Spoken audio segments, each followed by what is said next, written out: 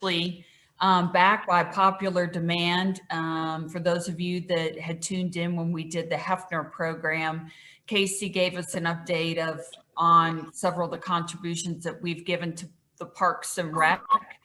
And he had an awful lot of questions people wanted to ask, and we had to cut them short. So Casey, we're just delighted to have you back with us today again, and I'm going to have you take it over. And let me remind everybody, we need everybody to mute. I see a lot of people that still haven't muted. So if you could mute at this point, it just helps the quality of the presentation for the speaker. Thank you.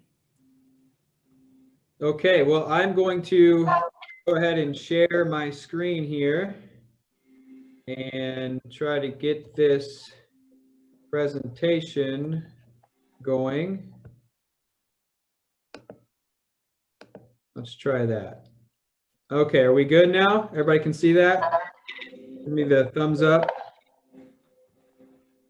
Okay, well, I want to start, of course, by thanking all of you and thanking Susie for inviting me back. I really enjoy talking to the Rotarians in this club. I love talking about Parks and Rec and all the things that we're doing and what we have planned, and of course, how you've helped us in the past. And of course, it's always a good opportunity to throw out a couple ideas on how you may continue to help us here in the future moving forward. So I will continue. I do start with Veterans Day.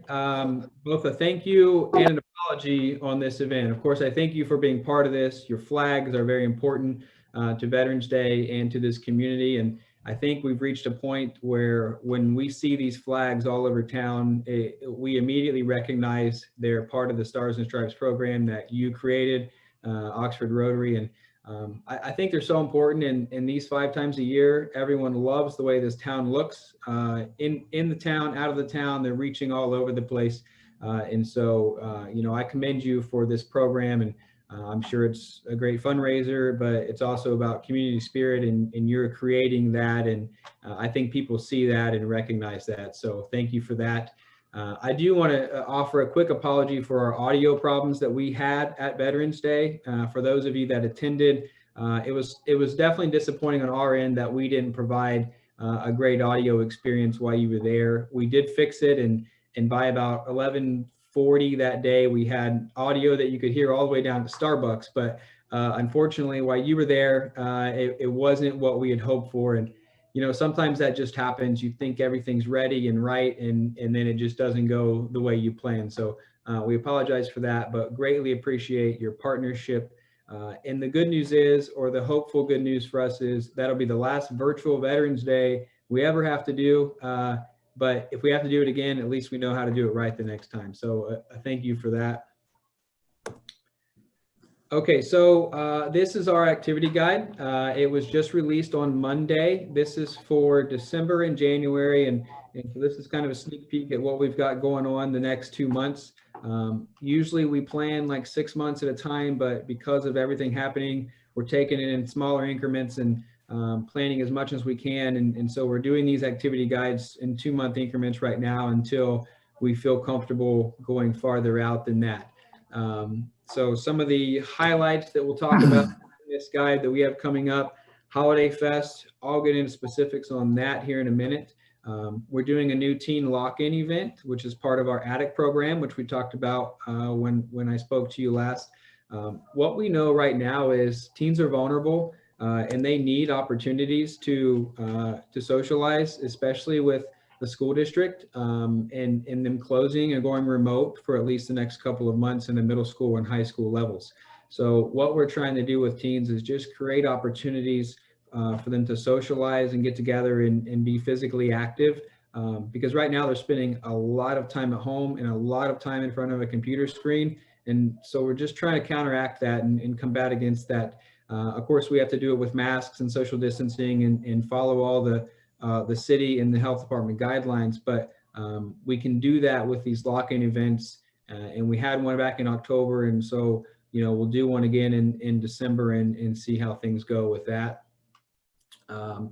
Kindergarten Basketball League, you'll see in here, we added this kind of at the end. We wanted to wait and make sure we had enough availability at the school district to add kindergarten. We had already had 1st through 9th grade available in registration. And so we're adding kindergarten because we do have that option.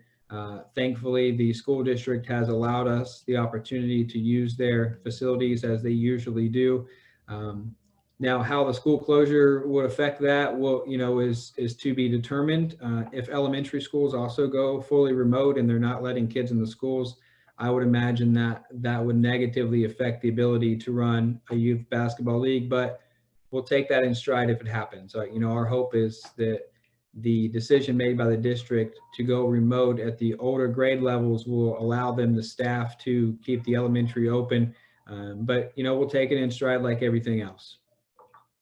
We've got a new event called We're Scrappin 2020. I'm excited. I'll tell you details about that in a minute as well.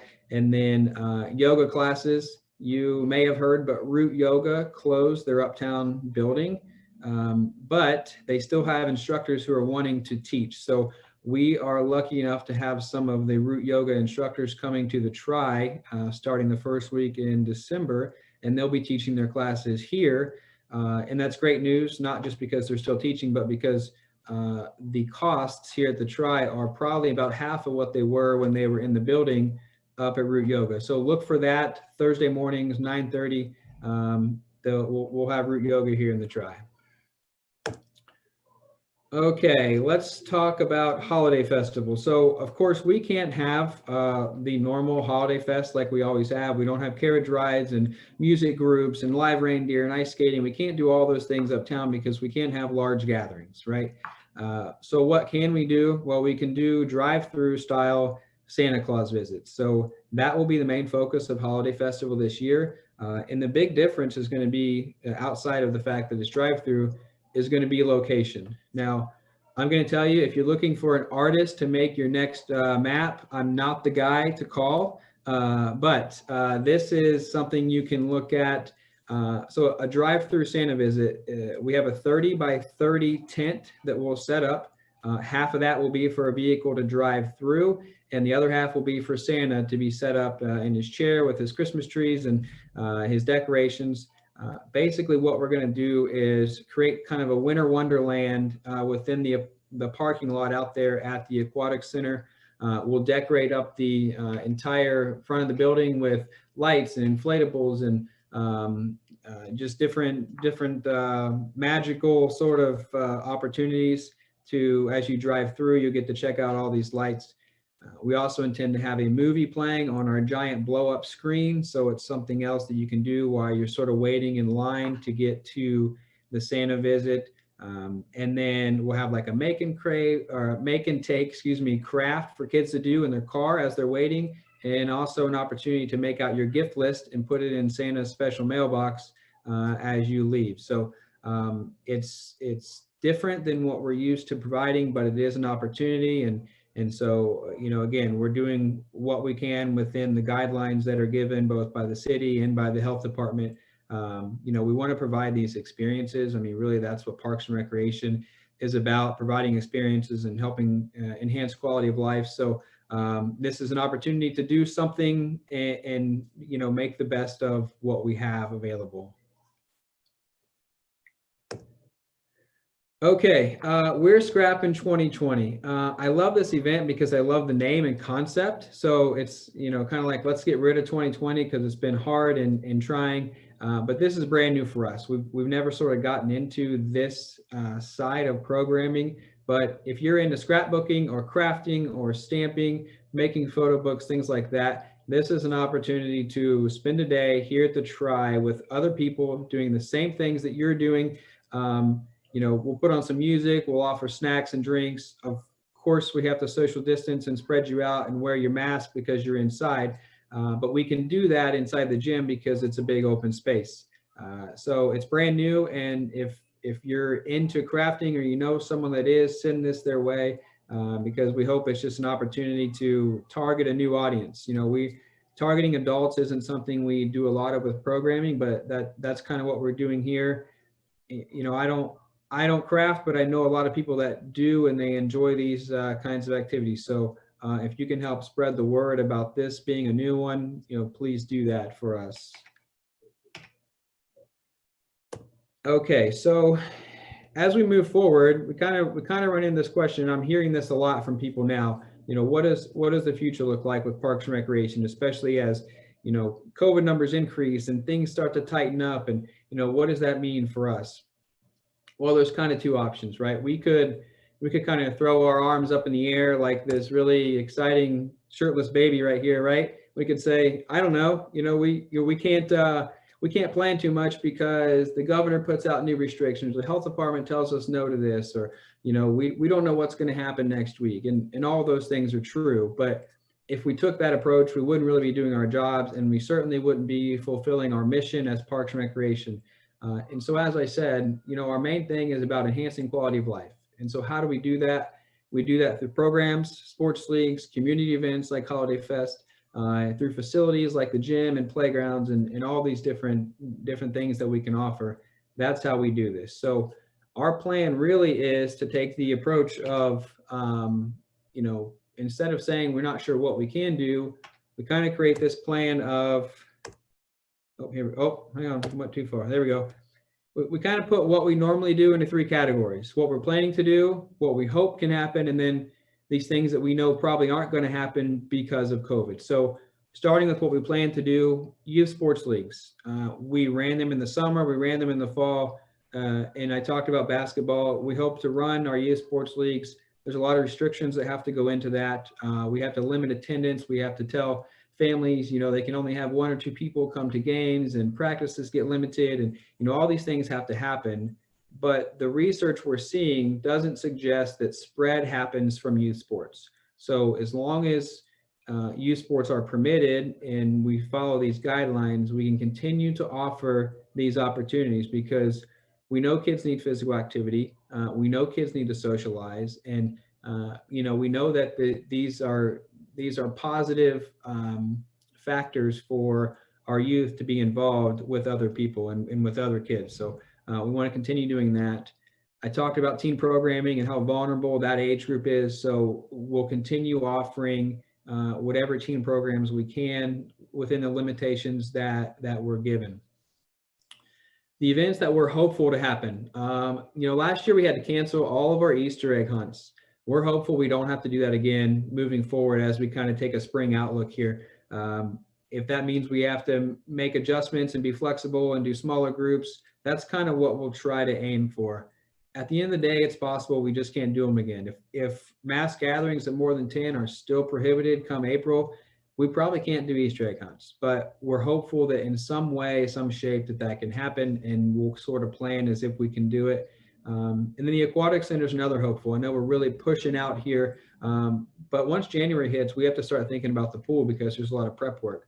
We ran it last summer. It was successful on a lot of levels, and in a lot of ways, it was like the only part of normalcy to the summer here in Oxford. So if we have to limit attendance, we'll limit attendance. If we have to, go through the social distancing and all the different pieces that we had to put in place last summer, we'll do it again to offer that, because what we didn't see and what we didn't hear was spread happening from the pool. There were a lot of people there. The water and the UV sort of act as their own sort of COVID killers, for lack of a better term. And we tried to space people out and let them just sort of hang out with their own family. And I think we did a good job of that. So we're hopeful to run the aquatic center again. We also know it provides jobs for a lot of local kids. And so that's important that they continue and get that experience. And then our not likelies, well, our daddy-daughter dance, which is now our bows and bow ties dance, the governor just announced that dancing is not even permitted at weddings. So for us to even think that a dance is possible, we know that's super unlikely come February for Valentine's Day. What it does mean is if there's an opportunity later in the year, in the summer or in the fall, to do this dance at a different time, that's what we'll do. But right now, it just doesn't make the most sense to be considering that. And then our other Toddler Tuesdays event, that's an opportunity for preschool kids to come into the gym and play during the wintertime.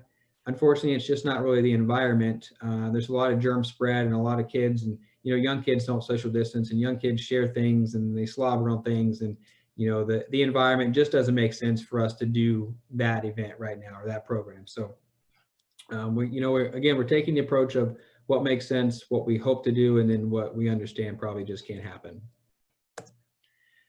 Okay, so last slide here. This is an ad that's in our activity guide right now, and it's been in other other guides. This is a list or a display of local partners that help us accomplish our mission. And so you, of course, are on here. Rotary's on here. And what I really want to convey to the Rotary and to every other group that's on here, because we can't make things happen if it's all by ourselves. So we need your support.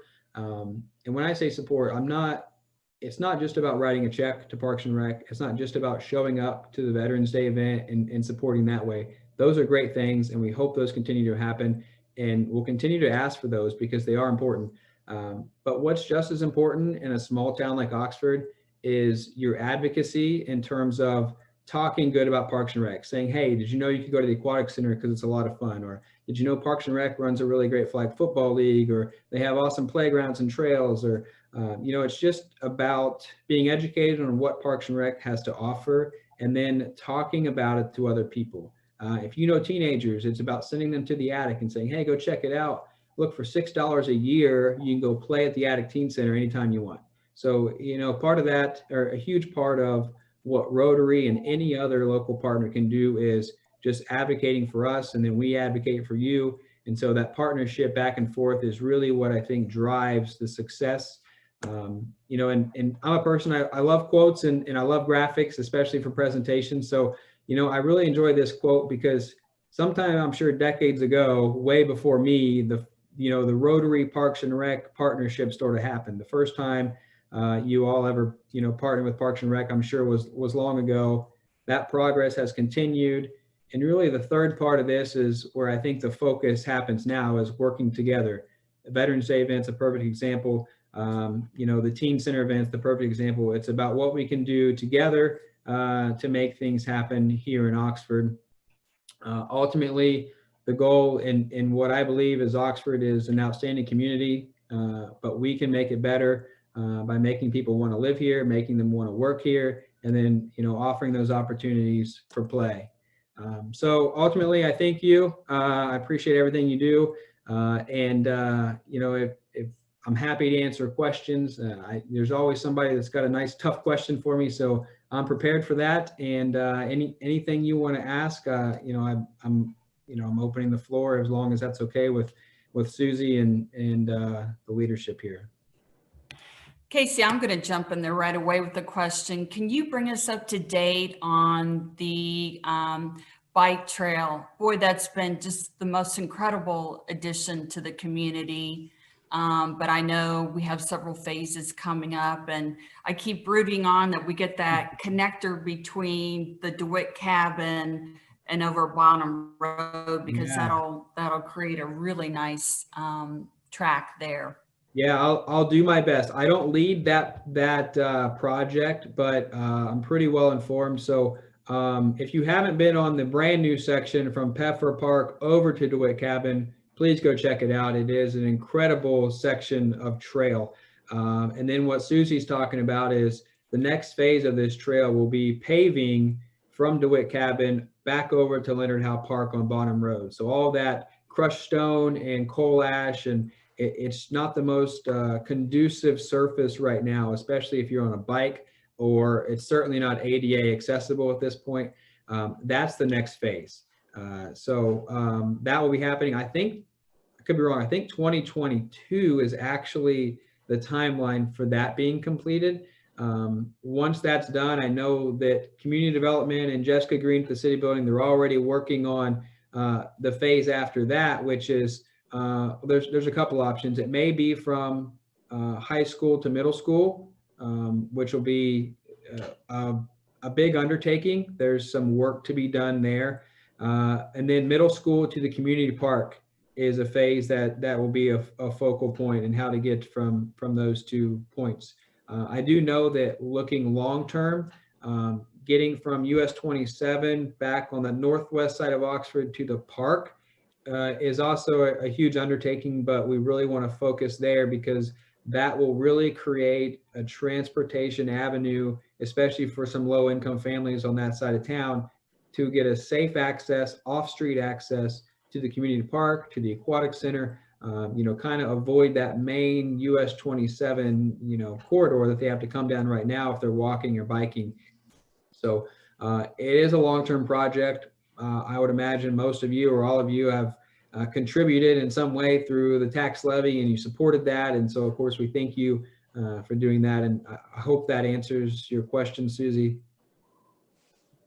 Hey, Casey, Yes, this sir. is Bob Biggs. I was out at the community park yesterday just going for a walk, and I walked into the woods where there was that loop trail that was actually my son's Eagle Scout project from Yes. 15 years ago. Yeah. And I noticed as I walked into this, there were about 15 of these steel like poles in the ground that only come up about 2 feet. Yep. What and about 75 feet apart. What are those in the woods? What's all that about? We are partnering with Lane Library, and Lane Library is actually funding this project, but it's called a story walk. So every couple of months, Lane Library, once these are fully installed, there'll be a story inside of these. On each stand will be different pages of a story. So as you walk the trail, you read a story. And so it's just story walks are all over the country. They're pretty popular if you start to research them. But it's just a cool way to sort of make a trail interactive and educational rather than just physical. So it's kind of piecing together, mind and body together into one option. When do you think that'll be finished? When will we see that? Well, the hope was about a month ago. So as soon as possible. At this point, we're just waiting on the hired contractor to finish those posts. There should be 20 total. So if we're about at 15, hopefully maybe even by the end of this weekend, the rest of those posts get installed. As soon as they're installed, the library is ready to put that first book in there. Okay, thank you. Yeah, thanks. Good question. Casey, this is Betsy O'Byrne. Can you give us an update on pickleball courts and tennis courts out there in the park? Sure. Yeah, this has been a long, I don't want to say drawn out because that sounds negative, but there's been a lot of conversation about what the best approach is. Pickleball's growing. We know there's a group that very much enjoys pickleball, and that group is growing, and they're advocating for standalone pickleball courts. The relationship we have, and it gets a little tricky because the Tri is separate from the city, but we operate out of the Tri. The Tri is its own nonprofit organization that makes their own decisions on their property, but we're a city department using their property. So we jump through these hurdles, and I don't mean that negatively. It's just a collaboration of the city, the Tri, and then a private group of citizens that wants to help raise funds to build pickleball. So we're working on that, and we have a meeting again in December with the Tri Board to hopefully make a final decision on what do pickleball courts look like. Will they be here at the Tri? Will we focus on the park? Is there some other location that makes sense to get standalone pickleball? Because our plan actually going into this was a combination pickleball tennis put together, and this group says, please don't do that. We want more pickleball, and we'll help you fund it if we can make it work. So that's kind of where we've gone with this. Good. Thank you. Yeah, you're welcome. Casey, this is Lee Fisher. Back to your presentation. What is the difference between holding a youth sports league in the park and having an Easter egg hunt in the park with the same kinds of people surrounded by the same environment? What I'm confused about that. Well, it's a great question. There's a lot of confusion, Lee, and sometimes we even get confused, especially by the mandates that get handed out by the state. But those mandates are what drive what we can and can't do. Back in the spring, community events of any sort just weren't permitted. So we were forced to cancel. As time went on, guidelines came out on how you can operate a youth sports league safely, and avoid or try to avoid the spread of COVID. So as time has progressed, new mandates, new guidelines have come out that allow us to do some of these sports leagues. So as we look forward to the spring, we're hopeful that guidelines will allow us to offer an Easter egg hunt at that time. The difference is there's a lot more people. You're talking about hundreds and hundreds of people at one event at the park, all sort of like right on top of each other for an egg hunt versus a youth sports event, where, you know, there's maybe a team of 7 or 8 kids playing against each other on one field, and then you spread out fans. So it's a different dynamic, but in general, I completely understand your question. There's a lot of times we say, does that really make sense? But, you know, we're kind of forced to follow the guidelines put down by the state, put down by the county health department. And then of course, even locally, the city of Oxford has ordinances that go even beyond what the state and county hand out. So we're just working within all those guidelines.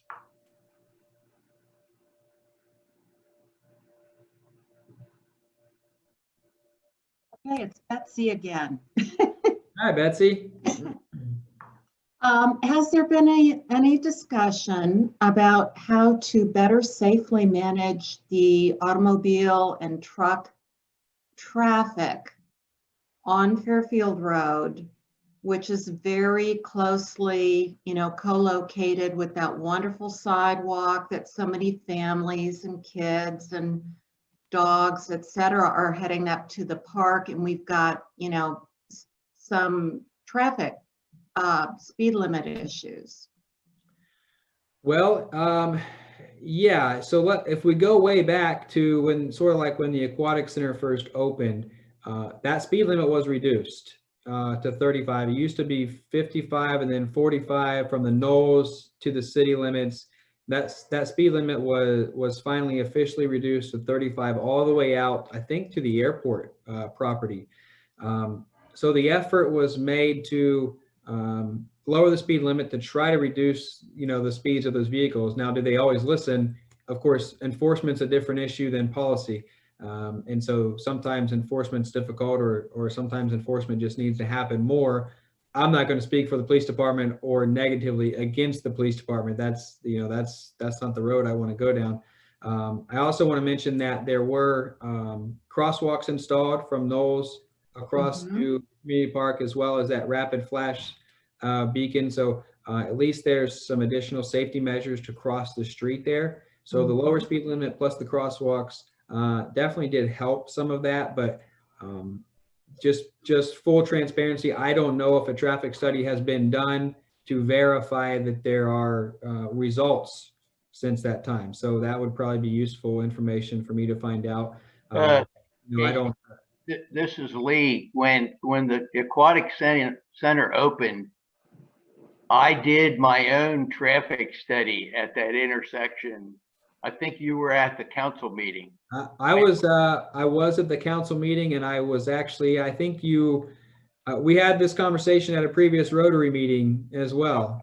And I documented based on a legit speed gun with a traffic study. I think I did 4 hours worth of spotting traffic out there and presented that to council. If I remember right, without recalling the study, the average speed over 4 hours coming into town was like 57 miles an hour. Now this is average. And the average speed going out of town through that intersection was like 52 miles an hour. And I was asked what I thought would be the solution. The obvious solution was a light. And for whatever reason, for those of you on the call, the council decided that they didn't want to do that. Now, Lee, help me out here, because if I recall that traffic study happening prior to the change of speed limit and the crosswalk installation. Yeah, you're right. Okay. But it was meant to coincide with the opening of the Aquatic Center and our concern about that intersection. But I would agree with Betsy. I bet if I went out and did that speed study again with the speed gun that I borrowed from a police friend, that those speeds may have increased. Okay. Well, it's something we can certainly look into. I would hope that with a reduced speed limit and crosswalks and traffic control beacons, that speeds would reduce, not increase. But maybe there's more traffic going out that way. So a speed study would certainly be useful information. Now, I think from living here and looking at it, I think it's pent up emotion going toward the airport after having to deal with 25s and 35s that cause people to just rev it, and coming in the other way, everybody knows that intersection is really hidden from most people's view until they almost get right on top of it. So I don't think anything will solve that problem until there's a light there. That's my personal. Casey, this is Bob Johnson. First of all, I have to admit that I'm guilty of this occasionally, but is cutting through the park as a shortcut from to the Knolls a problem? It's certainly frowned upon. And you know, the K-Wrench Drive has a 15-mile-an-hour speed limit, which is not abided by probably anybody except someone on a bike. I don't know if problem's the right word. We're not seeing, we're not having traffic accidents, and there's no pedestrian strikes. And but yes, people, I would say people speeding above, going above the speed limit in the park in general is a problem. And outside of enforcement, you know, it doesn't matter what the speed limit sign says, drivers are going to go whatever speed they feel comfortable based on the amount of traffic that's around. So if you drive K-Wrench Drive and you don't see anybody, people are going faster than if you drive and you see someone walking their dog along the sidewalk. So I think it's unfortunate. I'd be lying if I said city workers probably weren't guilty of the same thing in terms of driving over 15 miles an hour. So enforcement, like anything else, is about the only way to get results. Casey, And we have one more question. well, I'll jump into it. Casey, in the vein of speaking positively about Oxford Parks and Recreation, I've heard really good things about the lead preschool teacher. And, I knew this was coming. but away from my biased opinion of your lead preschool teacher there at the Oxford Parks and Recreation, would you be willing to provide a little bit of a history of how long that's been around, if you can, how that's served the community, and maybe some of the recent changes that have taken place in there? There might be some Rotarians who may have friends or family who may be in need of some of that. Yeah, I'd love to. Yeah, that lead preschool teacher, she's phenomenal. I don't know if I could say enough good things about her. So it probably has nothing to do with her home life. I think it's probably all about the people she works with, though. So preschool's been around for decades. I couldn't even tell you when it started, but we're very unique. I don't know very many, or even maybe no other parks and recreation departments that operate a preschool at the same time. We see it as super valuable because we kind of introduce ourselves to families at 3, 4, or 5 years old, and they kind of learn about parks and recreation at a young age. And families is, of course, a focal point of what we offer in terms of programming and leagues, and you know, really about serving all kinds of people. So we love having preschool. We love the little kids here in our building every day. They, you know, their smiles and their laughs, and you know, they just generally bring joy to the department. So the recent changes that Jonathan mentioned, we have gone to a full day, all day preschool option. And we're sort of transitioning. We still have some part-time students, but the goal is to transition into an all-day preschool and childcare by the start of the 2021 school year. And we're seeing positive reviews on that, and increasing participation by doing that, because I think what we're learning is there's a lot of 2-income families, and they really need an all-day childcare option in addition to an education opportunity. So they want their kids, when they walk into the kindergarten classroom, to be prepared to do that. So, you know, our goal is kind of twofold: provide childcare all day that's safe, but also educate them and academically prepare them for walking into the classroom for kindergarten here in the school district.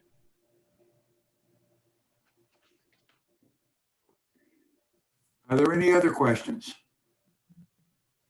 Casey, as always, thank you for coming and sharing with us. We're putting a book in Lane Library in honor of your discussion today. Look forward to having you back the next time. We are, as a community, very lucky to have you. You're just very creative, and bring a lot of energy to your position. Everyone, let's give Casey a round of applause. Yeah, thank you. I love talking to you guys. So anytime you want me back, just let me know. If you're all community members, right? So if you have ideas, if you say, why not this, or what have you thought about that, send me an email, stop in my office, wear your mask, of course, because you have to, but we're open to all ideas and all options. So if it's something we haven't thought of and you have, let me know. Thank you. Thanks, Casey, you can Casey. stay with us. You can leave, whatever suits your fancy. So